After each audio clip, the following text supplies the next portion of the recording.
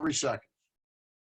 All right, Stan the Fan and Pressbox presents another Zoom discussion on the world of sports. Gary Stein is my co-host, and up there is Marc Bluestein, who is the president and CEO of Aquarius Sports Marketing. And Marc, great to see you. You actually watched our first Zoom together, Gary and I, when we talked to Andy Dolich, and you said the next day, hey, I'm available if you want to grab me. And I'll tell you why I think the timing's so good, because we've talked to Andy, who's worked on the team side, and we talked to Marty Conway, who's worked on the team side. Marty also a professor at Georgetown now in sports business, but we haven't talked to somebody that works with the clients that feed the money into sports, and that's what you do. You've done it very well for 13 years with Aquarius Sports Marketing. So congratulations on that. No, thank you, Stan and Gary, and hope you both are safe and well, and happy to be doing this with you guys. I always tell people my passion became my profession. So any opportunity I get a chance to talk sports and the business of it, enjoy doing it. All right. So, Blue, let's just start by giving our viewers a little bit of context. Tell us a little bit about your company and the types of clients that you actually rep for. Yeah, sure, Gary. So our company, our main job is to work with, corporations, whether they're in the financial services category, the big box retail. We do a lot in hospital and healthcare systems, that are big sponsors of, sports teams, leagues, events. And, our job is to really help develop an overall strategy where it uses sports as part of the overall marketing and communications plan, right? So, typically a company will have, an advertising plan that has TV, radio, outdoor, print, right? Like you just said, you just printed your first publication in a few weeks. Well, sports marketing and sponsorships, right? They're just another component to that overall integrated communications plan. But, that our area of expertise and specialty is really working and negotiating and developing those programs on behalf of, Fortune 500 companies around the country. Hey, so Blue, thank you for mentioning the press box. Our first print edition since February 15th, first time we've ever gone that long, came out and went on the stands today with a feel-good story about the 50-year anniversary of the 1970 World Series. No, and I love reading, and I can tell you, what you're doing, I'm appreciative of, because it's a bit of a lost art. I don't know if you guys know this, I spent a number of years at Sports Illustrated in my career. So I did not know that. Growing up, reading the magazine, then working at the magazine, and the magazine isn't really the magazine anymore, right? No. It's a brand, and they're figuring it out, but appreciate what you guys do to still give guys like me a chance to read and hold something and not look at it on the screen or on an iPad. Let me start off with just a general question that Gary and I were talking this afternoon and doing a little prep, and we both thought it was a good starting point for this conversation. You represent the clients that, as I said, put money into sports. How do you sense that those clients, what is their level of excitement or non-excitement over the fact that these games and sporting events, when they restart, and a couple have NASCAR and golf, and horse racing is a couple weeks away, they're going to have the Belmont Stakes, but there's going to be no fans. Is that taking away the excitement or the desire to jump right back in for your clients, Marc? I don't know that it's taking away the excitement. What it's really taking away is the experience, right? And when you think about what we do with our clients in sports, right, going to a live sporting event, right, was always an experience, right? And now, and consuming sports, right, on TV was in your own way an experience.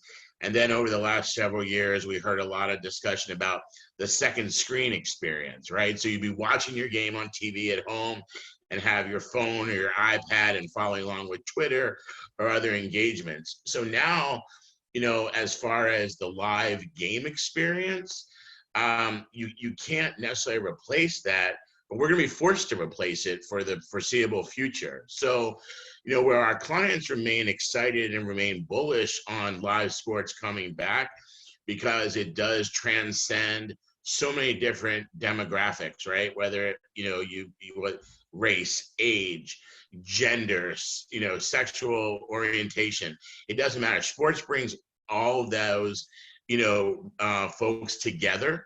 So now we're consuming sports starting back in a different way, right? We're going to consume it in our homes, right? We're, through television, through online platforms, through digital and social experiences. And marketers are still excited about the chance for a captive audience, and really an audience that are at levels that we haven't seen in a long time. We do a lot of work in NASCAR. NASCAR just came back Sunday, right? They average a rating of about, 3 million viewers per race. They had close to 7 million viewers, right? So you have the hardcore fan and the brand new fan. So it's finding a way for marketers, right, like myself, on behalf of our brands, to make sure that the new way that people are going to consume sports, right, in a very different environment, and not the live sports environment that they're used to, again, like we said, for the foreseeable future. But Blue, it brings an interesting question. Everybody who has a business or who services a client in some fashion wants to be successful for that client. They want to be successful, and they want their client to be successful. A key component to what you do is now missing. There are no fans in the stands. So therefore, part of your client's message is not going to be received that way. My question is, how do you now measure success? What is successful for a company like you in a situation like this? Yeah, so Gary, before I answer that directly, I want to give a little bit of context, right? So think about, I'll use the Philadelphia market and the Philadelphia Eagles, for example, right? If, we have research that we utilize in our industry, which could identify the fan base, right? And the fan base has a definition of, you identify yourself as an Eagles fan, a Ravens fan, and an Orioles fan in 3 areas, right? I watch a number of games, I listen to a number of games, I attend a number of games. And that aggregates into a total fan base. So in Philadelphia, and I just know this because I was working on a program the other day for a client with the Eagles. The Eagles have 1 million fans in that market that have identified themselves. You think about it, Lincoln Financial Field holds 70,000 fans on a game day. What does that mean? That means there's about 930,000 other fans that we have to reach, right? And we have to reach in a non-game day stadium arena environment, right, Gary? So we are constantly, even pre-coronavirus world, thinking about ways to not only reach the number of folks in the venue, right? But we have to think about the majority of the folks we're trying to reach are typically outside the venue. So you think of things like some of the measurables, when we're at a stadium, and the impressions, like if you're thinking about M&T Bank Stadium, for instance, right? You walk into that stadium for M&T is on the exterior of the building. You go in the bowl, you see their signage in the end zones, you see some digital advertising, you hear some PA announcements welcoming you to M&T Bank. That really becomes impression level based. So what we're having to do, Gary, is find other ways and other solutions to make up those impressions through other programs, and whether that be enhanced media programming around a particular team you like, whether it's TV, radio, print, social, digital, creating ways to build athlete connections that are aligned, whether they're alumni, current players, even talent. We're using talent. If you guys know Philadelphia in sports, Merrill Reese, the longtime Eagle play-by-play man, right? How we're getting Merrill engaged in some programs we're doing, not different than we might do with like a Jerry Sandusky, in this market, right? So we're coming up with additional ways to enhance the out of venue, shall we call it, experience, right? But it's not different the way I just explained it to us always being tasked with that. Now what we're doing is reallocating probably some dollars that are now available because teams owe refunds and credits because they can't deliver their in-venue marketing inventory, if that makes sense. Mark, you had just mentioned something interesting, using players perhaps, or even broadcasters like Merrill Reese, Jerry Sandusky to connect with fans. I'm curious about the market now for player endorsements for sponsors. You know, the big ones, and everybody knows them, Steph Curry, Tom Brady with Under Armour, which, by the way, is probably a whole conversation in and of itself. But from your experience in what's happening right now in the sports business landscape, what about these big contracts that sponsors pay players? Are they valued a little less now? What's the market for that transaction right now?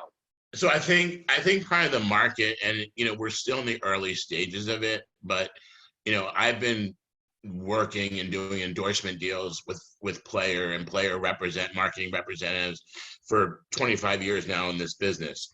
And I'm a big believer in using athlete marketing and endorsement marketing as part of the overall platform, because what is it? It helps build the brand. It helps amplify the brand based on the reach that these guys have now, especially in the social media world, right? And it also tends to authenticate the product, right? So, think about, like you said, think about Under Armour, right? When people talk about Under Armour, right, and if it's baseball and they want, the spikes, I got a boy who's a baseball player and he wants the new Harpers. He doesn't say Under Armour. He says that he wants the Bryce Harpers, right? Same as basketball. They mentioned Steph Curry. They don't want the Under Armour sneakers. They want the Steph Currys, or they want the LeBrons or the Paul Georges. I got another son who he says, Dad, I want the Tom Brady man Uggs, right? Mm-hmm. He doesn't say man Uggs. He says, I want the Tom Brady man Uggs, right? So ultimately, I don't think that the endorsement and the athlete marketing is going to be reduced, right? Where I think you may start to see is the financial model be changed a little bit, right? Typically there's a lot of upfront money given, like Zion Williamson comes out. There's a battle between Nike and Adidas and Reebok and Puma even. And how do they all get in? Well, it's who's going to write the check and give him the most upfront money, designer shoe, all of those things. I think where you'll start to see a bit of a market correction, especially with how companies, are underperforming right now because of where we're at, is less upfront money, more potential stock, combination of cash and stock in the company, and maybe, a royalty and or increased royalties if they already don't have them on their own personal product lines. But I don't see a day where the value of utilizing an athlete as a marketing or endorser goes away. Here in Baltimore, even, we're in some conversations with some folks that we work with, Lamar Jackson, right? Lamar is very marketable now, right? Coming off the first year or two he's had in the league. His mom, who is still his agent, he does not have a marketing representative, right? They were very mindful where they didn't even want to talk about anything from a marketing standpoint over his first couple of years. It's all about football. Now they're starting to kind of look at some marketing partnerships that are tried and true to perhaps what Lamar may be focused on. And I can tell you, there are brands raising their hands, lining up to have conversations with Lamar's mom about Lamar, endorsing their product. So I think it's here to stay. I think the model will be a little bit different, and the dollars and cents might be a little bit different, but it's still enhanced value that authenticates the good or the service or the product the athletes may be endorsing. I wanted to touch on something, Blue. When you alluded to the fact that you have a million fans in Philadelphia, and there's 930,000 of them that aren't going to be in that venue. Yeah. It triggered something in me. You know, we knew that the NFL draft was going to attract a large TV audience, but I know the league probably had some trepidation. The league and the network, the NFL network, had some trepidation how they were going to put this event on. They say that necessity is the mother of invention, and I found that afterwards everybody was talking about how cool that draft was, the way it was presented, because it was more personal. Might we find some new ways to market through this that end up having lasting effects on how sports are marketed? Yeah, I think so, Stan. I mean, I think like anything else, when there's challenge, it presents opportunity, right? And I think there is opportunity for folks to really rethink their business, no matter what line of work you're in. But I think especially sports, because I think the way that we all normally used to consume sports, right? Packing in 48,000 in the heyday of Camden Yards, right? Or 70,000 at M&T Bank Stadium. You know, I don't know those days won't come back, but I think that we're going to be a long way off from those days coming back, right? Whether, you know, we're governed by, you know, federal, state, or local rules and regulations on what people can and cannot do, the number of folks that can come in and out of a venue. So I do think that sports are going to need to find a way to reinvent themselves. There are things that we're looking at right now that have never, ever been considered, like in the NFL, for instance. You know, technically there's a rule that there's no such thing as on-camera television visible signage, right? There's just a rule the NFL had.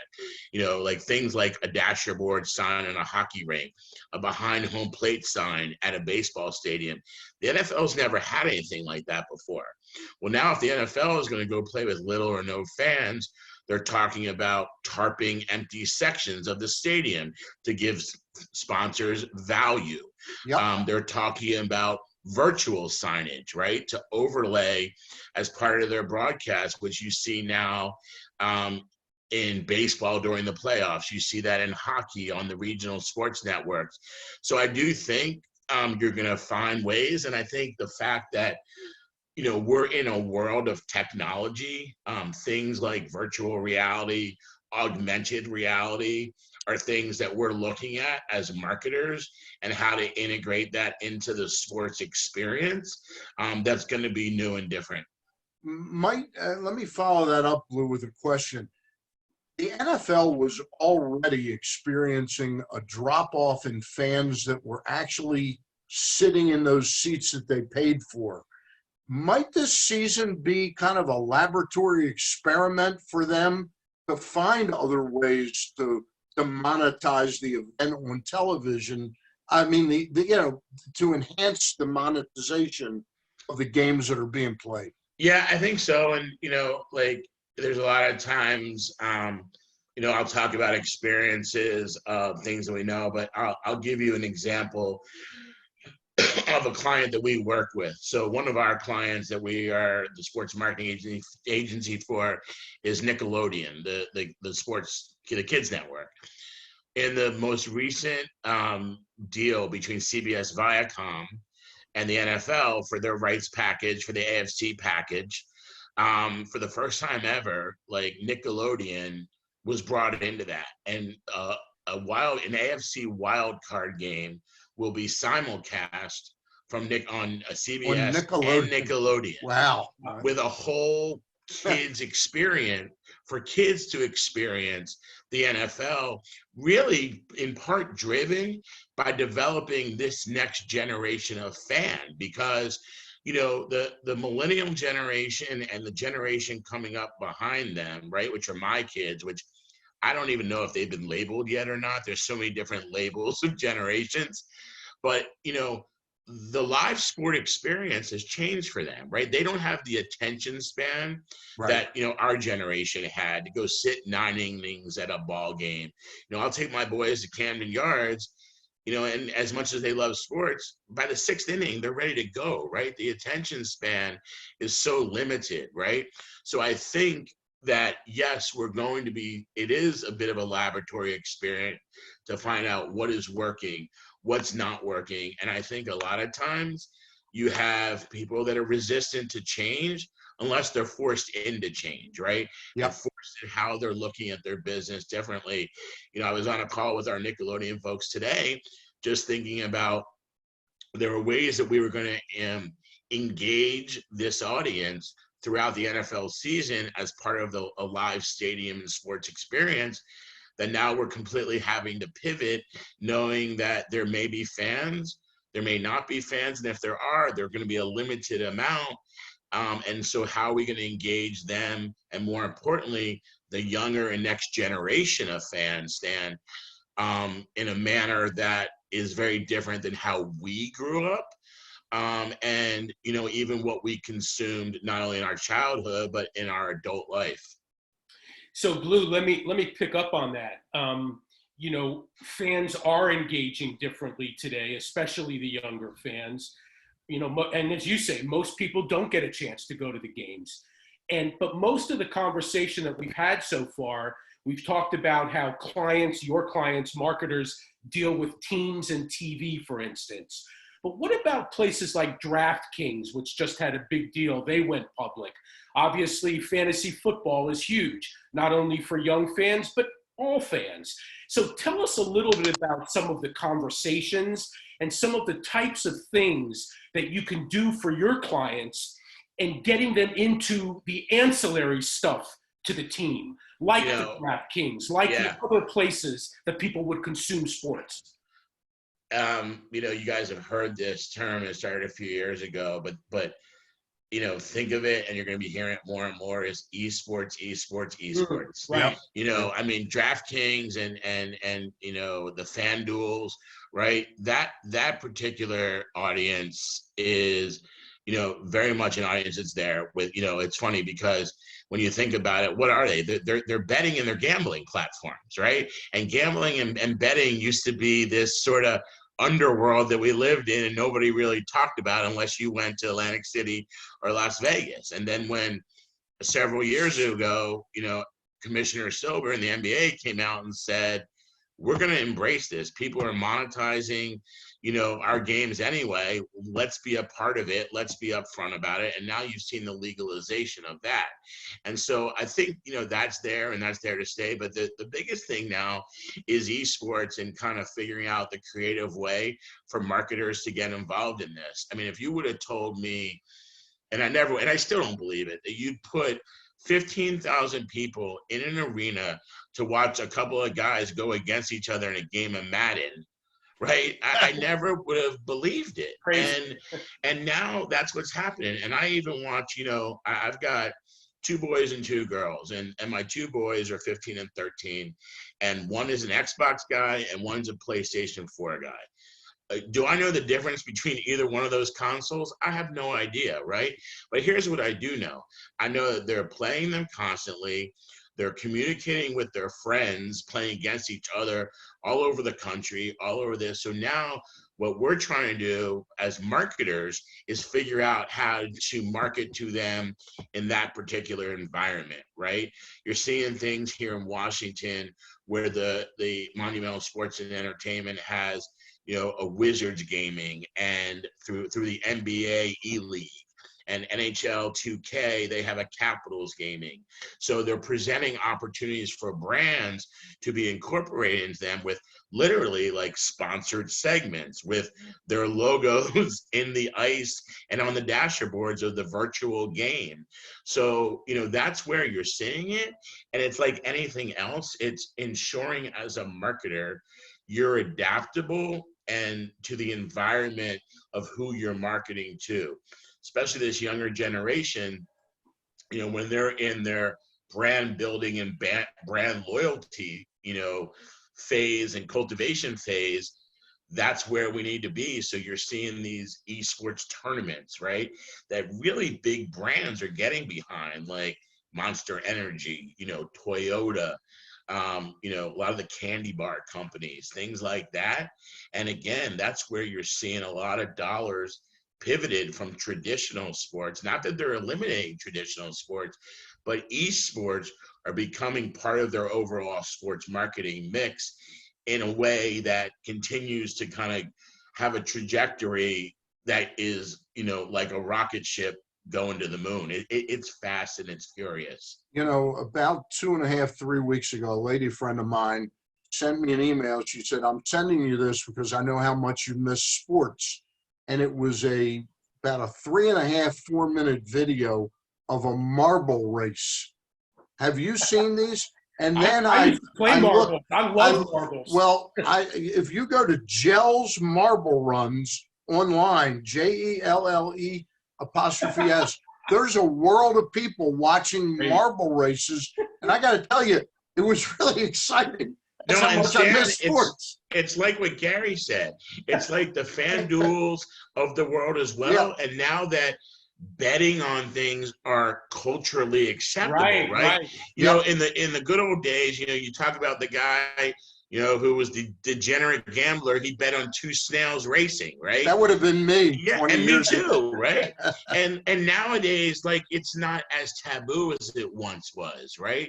It's socially acceptable, it's culturally acceptable, and it's putting people in an environment that's fun, that's engaging, right? But it's also ensuring that how do marketers, capture that passion point, to break through to that audience. Right? Hey, before I ask you my last question of the night, because we could go on another hour, but I wanted to keep this within reason.